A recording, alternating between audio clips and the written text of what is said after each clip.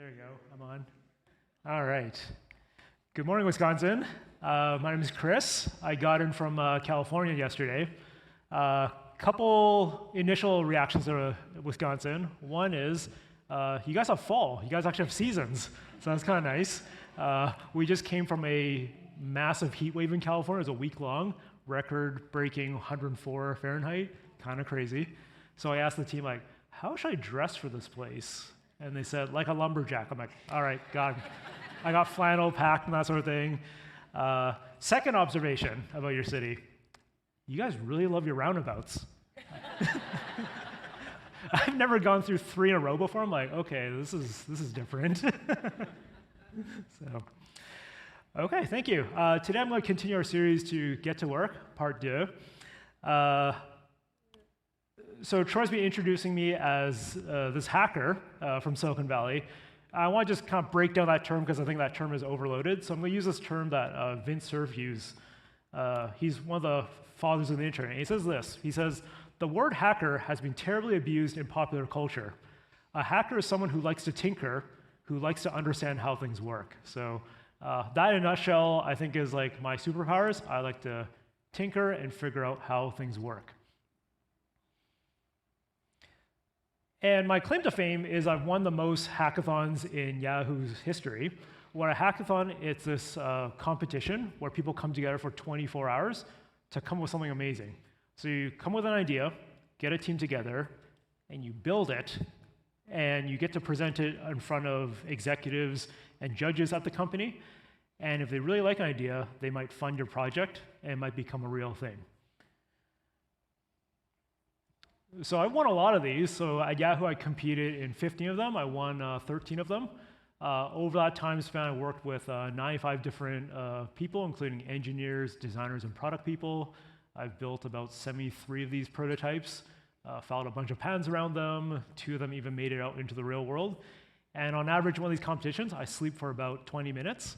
Last night, I got about 3 hours of sleep getting this deck done, but that's plenty when it comes to hackathon times. I'm also really big on data, so I just want to show you this data. This is a chart of the hackathon winners at Yahoo over time. So if you win one, it's kind of a big deal. If you win 2, it's kind of like lightning hitting twice. But this line on the left here, that's me with 13, so we're kind of outliers. And then this is my team. So we are definitely outliers when it comes to competing in hackathons. So the key verse I want to start today is, Troy asked me, like, what is a verse that I anchor my life around? And I always think about the end. Like, if I get to my end of a life, like, how will I evaluate my life? And so it starts with this verse. It's from 2 Timothy 4:7, where it says this, I have fought the good fight, I have finished the race, I have kept the faith. I feel like if I were able to accomplish all 3, that is a life well lived. And it means I did some epic things along the way. And so come with me as we go through this journey of me trying to accomplish that. So let's start with my childhood. So there's a picture of me, I think, from grade 7. So I was born in Victoria, British Columbia, Canada. If you notice a slight accent, that's the Canadian accent coming through. I've heard some people tell me, oh, you've got a Wisconsin accent. And I think it has to do with how close we are to the border. My parents immigrated from Hong Kong, and they did start a mom and pop shop in Victoria. And I was a first-generation kid. And so as an immigrant kid, you have to figure out this foreign culture, you have to figure out the language, you have to figure out economics, like how do you get economic security in this weird land? I remember my parents dropping me off in kindergarten, and I didn't speak any English. I had to figure it out. But we grew up in a Christian household. My parents were Christians when they were in Hong Kong, and when I grew up, the church was always there, so I was one of those kids that crawled around in the pews and that sort of thing. At 16, I decided to give my life to Jesus. I thought, as a teenager, like, okay, I'm going to dedicate to doing good in this world, and I'm going to follow Christ. And the verse around that is like, as for my household, like, we're going to serve the Lord. So that's kind of a bit of my upbringing. I was really lucky that my dad had this little business, but he had this computer, and he let me play around with it. And so I remember when I was 5 years old, I was on that thing making some graphics, doing some basic programming, and this machine was just super fascinating. And when I was at school, typically when you came back from summer, you'd have teachers or friends ask, hey, what did you do for summer vacation? A lot of kids would say, oh, I went to camp, or I played baseball. I told the kids, oh, I learned how to program, I learned how to do Photoshop and design things, I learned this thing called PowerPoint. They're like, what are these things? I also play a lot of video games, and so I'm a product of playing a lot of video games, so yeah, it won't ruin you, trust me. And I was just fascinated by this machine. I just want to tinker around this and learn more and more about it. One of my earliest things that I was really curious about was these credit cards. There was these magical things where if you punch in these numbers, you could buy things over the telephone. And I thought to myself, these numbers, like, surely they can't be random. There must be some order around them. Like, how would those work? And so I went onto the thing before the internet. They were called BBSs, Bulletin Board Services, and I started looking online and came across this book called The Anarchist's Cookbook, which is kind of a dangerous book. But there's a chapter that describes the economic system, and I learned from reading that credit cards have a number generator. If the right program, you can just hit a button, and it'll give you a valid credit card. I thought, what? Like, the economic system's built on this, and it turns out that credit card companies assume that there's going to be some fraud because of this, and it's just part of their business model. I thought, that's amazing. But what I couldn't figure out was, how do I get the expiration date? Like, I couldn't figure out that part. So started talking to some people online, debating this, how might someone get that number? A couple of days later, or maybe a couple of weeks later, I get a call, and it was the local police. The owner of that site had read through my communications and forwarded that to the local police force. And so the moral of the story that I learned as a kid is always use encrypted communications. Because you don't know who's looking or who's watching. So yeah, definitely use encrypted communications end to end. And when I was in grade 7, I volunteered at a library, and the chief librarian showed me this one site, and it just blew my mind. Like, we were on this computer, and there was this graphical representation of information. It was this thing called Yahoo. And I thought, wow, this thing's amazing. I click on things, there's all this information on here. It's way better than the service that we had before. Does anyone remember seeing this? Yeah? Yeah, that blew my mind. And I thought, I think this is going to be big. And I think every business in the world is probably going to need a website. So when I was a teenager, I actually started a web design company and started building websites for local businesses and getting it listed here. In addition to this, I remember I was in the computer lab. I was using this thing called email, talking to someone halfway around the world. And this girl comes up to me and goes, hey, Chris, what are you doing? I said, I'm using email. I'm talking to people halfway around the world. And she looks at it and says, that's a stupid idea. No one would ever use this. And then he just walked off. And I thought, okay. Like, it wasn't obvious that this was going to turn into something, but I think this is going to be kind of interesting. I'm going to learn just from the love of the game, pretty much. I think some of you know how this thing ends. Spoilers. Other fun fact, Yahoo was built by David Filo and Jerry Yang. Do you know that David Filo actually was born in Wisconsin? Yeah, so a lot of these folks from the Midwest actually migrate west and learn how to build these things. So I remember as a teenager, my parents moved me to a Western church away from our Chinese church. And the impression I got from attending that church was that the highest calling that one could achieve within Christendom was either being a worship leader or a pastor or a missionary. I remember very specifically one of the youth pastors said, Chris, I think you should drop out of school and come into ministry. And I thought to myself, I don't think I have that calling. Like, nowhere have I ever thought, like, yeah, I want to be a pastor for people. It's kind of where I'm up here, actually.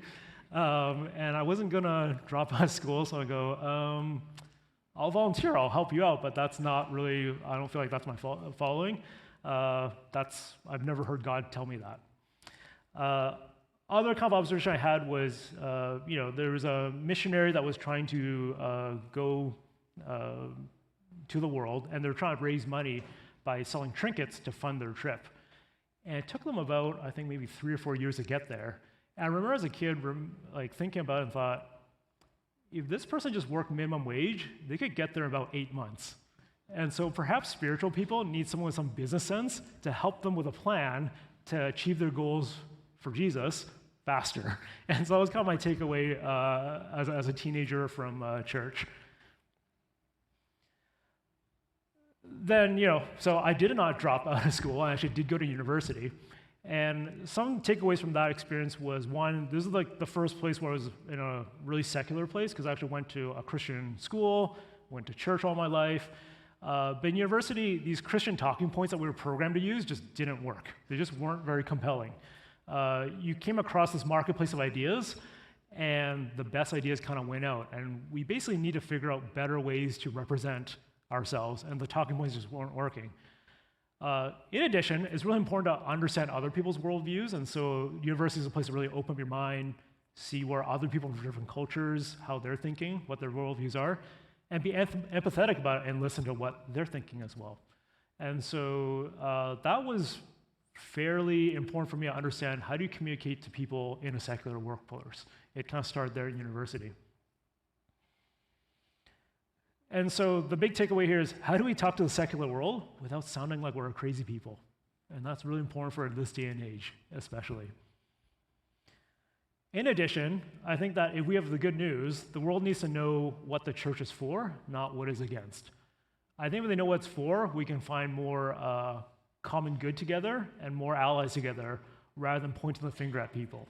And that's what my kind of takeaway from university. So let's talk about work. So these are just some stats from the Department of Labor. For the average American lifespan of 7 to 8 years, this is how you're going to be spending your time. So you're going to spend about 28.3 years sleeping, 10.5 years working, 9 years watching TV, social networks, or video games, 6 years doing chores, 4.5 years eating. For us from Silicon Valley, that number is probably higher for commuting, but 1.3 years, I think it's going to be lower for Wisconsin. Unless you're going to the game, then traffic's going to be pretty bad today. And for the average American, you're going to spend about 4 months doing religious activities. But a lot of it's going to be work, and so that's what we'll be focusing on. Steve Jobs has this quote about work. He says, "Your work is going to fill a large part of your life, and the only way to truly be satisfied is to do what you believe is great work. And the way to do great work is to love what you do. If you haven't found it yet, keep looking, don't settle. As with all matters of the heart, you'll know when you find it." So as I finished my grad studies in Canada, I was applying to different jobs around the area, and I was really want to work on something on the consumer internet, something like a Yahoo, but I couldn't find anything in Western Canada around it. And my professor basically said, if you really want to truly use your degree, you're going to have to go down Silicon Valley. And so I applied to Yahoo, and I actually ended up getting an interview there. I remember someone meeting me there. They put like 3 questions on the board, said, all right, here's 3 problems for you to solve. It's a coding question. I'll be back in 45 minutes. He came back in 30 minutes and was finished all of them. So I think that kind of impressed them. And long story short, I got a job at Yahoo and worked my way up there. And around 5 years into my career at Yahoo, I actually found what I was really good at accidentally. So around that time, the company was having some downturn, some layoffs and that sort of thing. And I'd always heard about these things called hackathons, these idea competitions. And I always had put them off because I thought, well, I'm too busy, I'll do it some other time. But when you're staring like at a layoff, you're like, well, I've got nothing to lose, so why not? Let's try it out. So I brought my friend Hughes, myself, and we submitted 2 ideas, competed and presented it. And on the first hackathon, we ended up winning 2 awards, which is really crazy because most people don't win these things, but first off the bat, won both. We went back next quarter, we won again, and the next quarter we won again, and so we had this like winning streak.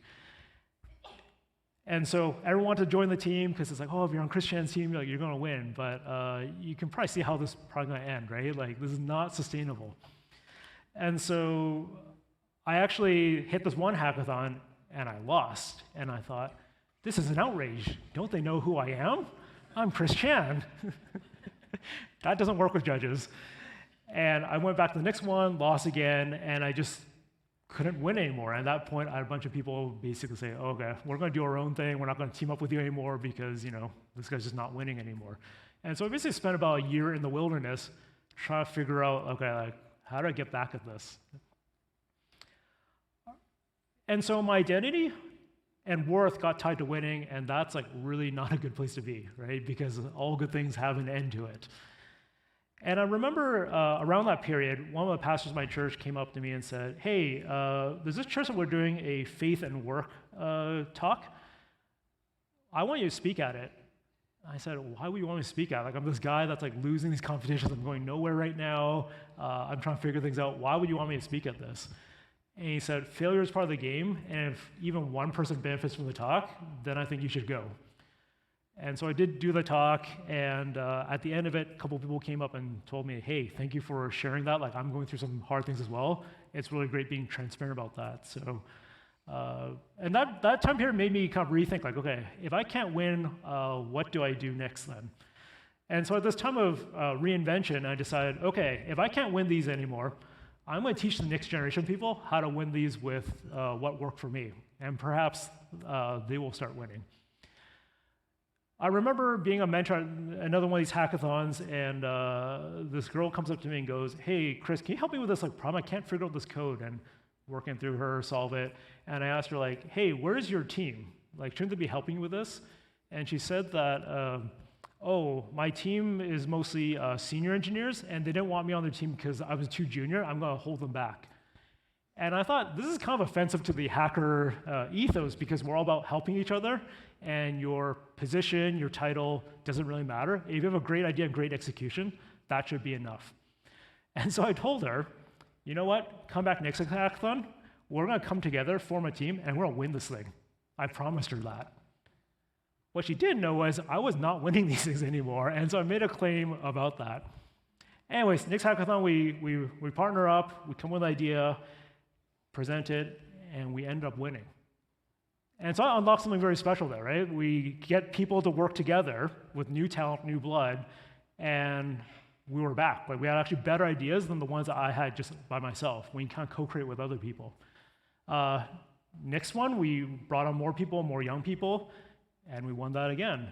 And at the height of it, I had 6 teams go in, and I was running 6 teams concurrently at this, and guess how many we won?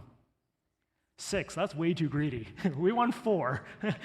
But one competition, we won more than like all the wins I had in the first year, pretty much. And that kind of taught me the power of culture and team and bringing other people to co-create together. And so a big takeaway of this is my good work is, how do you create surplus value that benefits everyone around us, right? So how can I create a high tide that everyone benefits from this? So when we get a patent, I will put my team members' names on that patent as well as authors. Even if you're junior, like, you get an equal split on that. If you get some prize money, like, you're gonna get an equal split for that, because my job here is to create value that benefits everyone else and surplus. And so along that journey, I got this message off LinkedIn, and someone from San Francisco State said, hey, Chris, we've heard a little bit about your work, and we're hosting a TEDx conference. Would you be interested in speaking at it? And I thought, wait, are you like the TED guys? Like, yeah, TEDx is a local chapter of it. I go, okay. And so I thought this was an opportunity to reach an audience that the church could never share. But in my talk, just as now, I'm not going to do like a hard sell for Jesus, but I am going to talk about how my church community helped me get back into the game and back into winning and that sort of thing. So there's no come to Jesus altar call at it, but I'm making a credible statement about my faith and how that helped me in my career. And after I talk, I did have some people come up to me and thank me for sharing that. And so these platforms are ways that we can reach the workforce. Along that journey as well, I came across a guy at a Christian hackathon in Silicon Valley, this guy named Eric Swanson. He's the co-founder of the City Leaders Collective. He's actually the one that introduced myself and to Cheryl, Troy, and Kat. And he basically asked, how does your church leverage you? Like he says, does your church know like all these things that you do at your work? He's like, what do you do at church? And I said, well, I'm a tech guy, so I serve on the sound booth. I park cars on Sundays, and that's how my church is leveraging me. And he said, no, you need to come out to Colorado and like share what you're doing because other city leaders could benefit from this. And so if you don't like the talk today, you can blame Eric Swanson. So I think he might be watching live right now. So. And so one of those works I did was this. At Yahoo, we were putting in solar power to help power our data centers. Those things eat a lot of energy. And with solar in California, well, we have a lot of sun, and it's cheaper than burning diesel and fossil fuels and that sort of thing.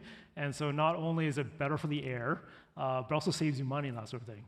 I thought those were like so interesting. And my church in Silicon Valley is also used a lot of energy. So I went to like the executive pastor and asked him like, hey, how much do we spend on electricity every year? And he says, about 200,000 a year. I'm like, oh, that's a lot. Could we consider maybe a solar project? And so he thought, okay, let me test out the technology. So he actually put it on his house, and he really liked it. And so we thought, okay, how could we propose this to the church to bring it on? And in that moment, we actually ran into some resistance where he said, we're going to have some possible political issues because some people are not comfortable with solar. And I thought to myself as an engineer, like, okay, I'm proposing putting up some glass that captures photons from the sun. Why is there politics involved in this?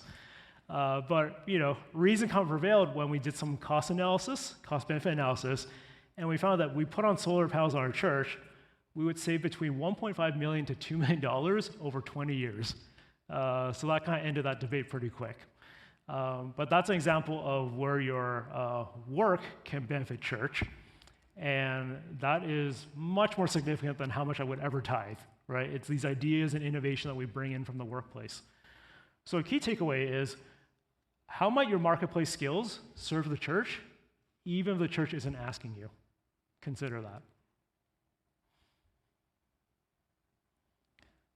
So my time at Yahoo, we also, as I became more well-known, they had this council called the Yahoo for Good Council, and they asked me to be a representative on that council to do good in the world with technology.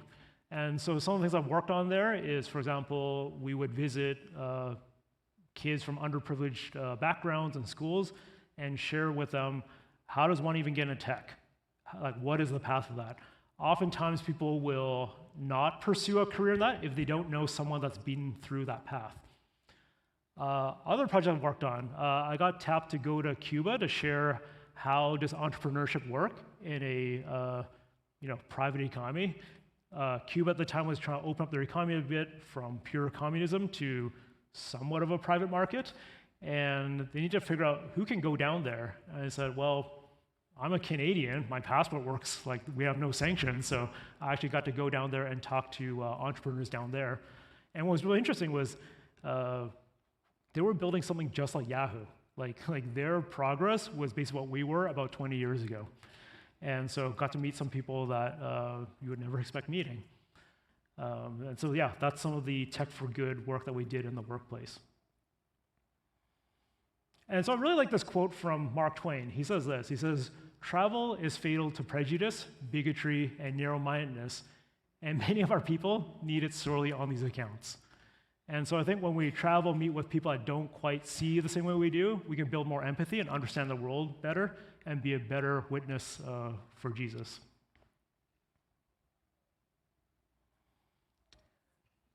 So my last company after Yahoo, people have been asking me for a long time, like, hey, Chris, I think you should be a people manager. You should be a manager. You should be a manager. And I said, no, I don't want to be a manager. I just want to build stuff. I don't want to involve in people. But at some point, our organization was just growing really quickly, and my boss came to me and said, Chris, you need to be a manager. And I said, why? And he said, because you seem to care about people a lot, and you seem to have a lot of peace. And so that peace I was referring to is like this peace that Jesus gives, and people would see that, even though I don't necessarily say, hey, look, I'm a Christian, but people could see I was like different from other people. And so I said, okay, I'll give it a shot. And so I ended up actually liking that job quite a bit. It's a role where you get to grow people. And anytime there's a life event, you get to help people out, right? So think about when someone gets promoted, like that's a huge milestone in someone's career. Or someone gets sick, someone is going through a divorce or something messy, right? They come to you for advice, and even give them some godly advice, that is a way to reach people in the workplace as well through that. Someone else that helped me, I call him like my kitchen war cabinet, was at the time I got assigned a executive coach to help me with management. And it was this Catholic guy that was a very successful manager as well. And he helped me work through some very difficult moral questions, such as, hey, what do you do when the company's doing layoffs and this is going to negatively impact people's lives and all options are bad? Like, what is the right thing to do? And so having other people of faith helping advise in those difficult moments definitely helped me a lot in that. And for those layoffs, it gives us a way to do it in a way that you leave people dignified and help them onto the next role, right? So when people got laid off on my team, it was definitely one of the hardest days of my life. I'm not much a crier, but I cried that day. But after that, I started hanging my network and to figure out, okay, where can I land them jobs for the next gig, right? Like that's kind of like the best you could do when all options are bad on the table. And so with that, right, like I think the tech layoffs especially was a really weird time because during the pandemic, we were hiring like crazy and we told people, hey, we're family, we're gonna take care of each other. And about a year later, we had overinvested and we say, we're just gonna lay off a bunch of people. And so there's this kind of disconnect between the marketplace and values. I think as Christians, we need to influence that. And so something really special about Silicon Valley is that there was this company called Fairchild Semiconductors, which was one of the first big tech companies, and they built silicon chips. And all the founders were actually from the Midwest, and they actually brought those Midwest values out to California. And part of that was this idea that, hey, if you worked on a farm, you get a share of the crops, right? And so they brought this crazy idea that said, hey, if you're an employee of our company, you get stock ownership. So you're actually a partial owner of this business. And so we succeed as owners, all the employees also benefit. And so I think that's an example of these values getting translated into the marketplace. And this company laid the foundations of Silicon Valley. Ultimately, one of the companies that come out of Fairchild Semiconductors is Intel.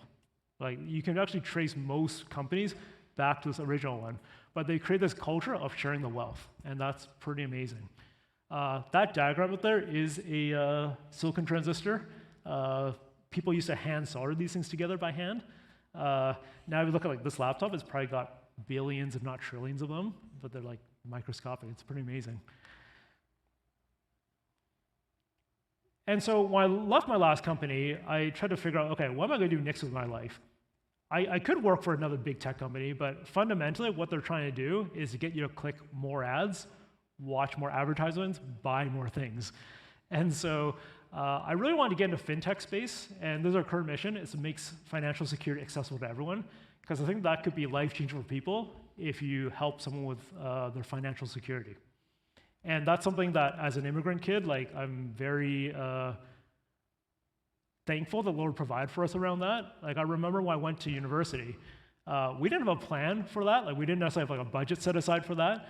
But you know, I was able to find work and kind of pay through college and that sort of thing. And so I feel very thankful for that I had the chance to go through that.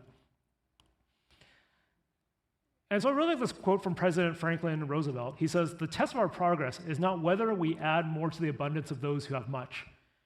It is whether we provide enough for those who have too little." And so I just want to show this in two charts, what he's talking about. So the blue line up here is productivity growth. So that's how efficient we are, how much money we're making per employee. I think if you look at Google, I think the average employee makes anywhere between $1 and $2 million in revenue for the company. So that blue line is productivity growth. It just keeps going up from 1960 to 2020. But wages is mostly flat. In the last 20 years, they haven't moved anywhere. And so that gap keeps growing bigger and bigger. And really bad things happen when that gets too big. Like we're talking French Revolution levels bad, right? And so as people of values, we need to try and figure out how do we fix that? Because that's tearing our society apart. Here's another chart. So this is the CEO to worker pay ratio. So back in 1960s, the average CEO made 20 times more than an average employee. That seems kind of reasonable, right?